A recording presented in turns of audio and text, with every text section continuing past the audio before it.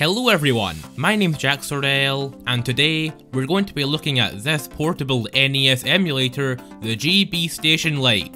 Will this low-cost handheld stack up to the official NES Classic Mini? Let's find out.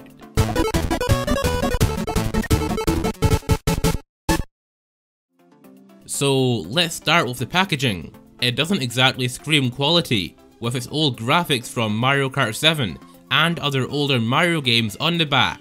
This console can only play NES games after all. But now let's go ahead and actually open up the box.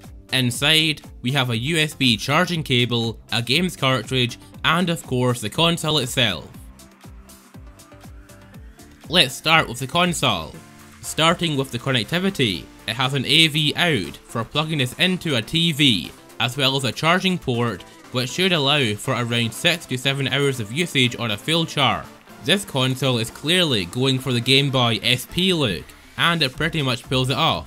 Let's insert this strange looking game card and power up the console.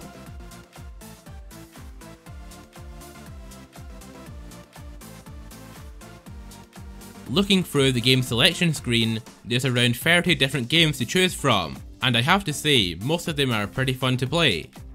I haven't heard of very many of these, apart from Bomberman, Donkey Kong and Spider-Man 3, and surprisingly, they look good on this screen. The viewing angles are better than most laptops I've seen, but the colours are slightly off. And of course the screen is backlit, however there are no brightness settings. As for the controls, they're actually pretty good. My only complaint is that the L and R buttons take too much pressure to be pressed, but they are completely optional to be used anyway, as they are just mapped to A and B. There's a wheel on the side which lets you adjust the volume, and there's just one speaker like on the 2DS. It sounds good, but keep in mind these are just NES games, so the audio won't be too detailed anyway. Costing only £13 or $18, this little handheld packs a lot of games and features. But this console also has one hidden feature. If you don't insert the cartridge, you get a completely different set of games, and in my opinion, this selection is much better. There's Mega Man 5, Super Mario Bros. 3, Contra 6, Super Mario Bros., Dr. Mario Tetris 2 Galaga, and these are only the most popular ones.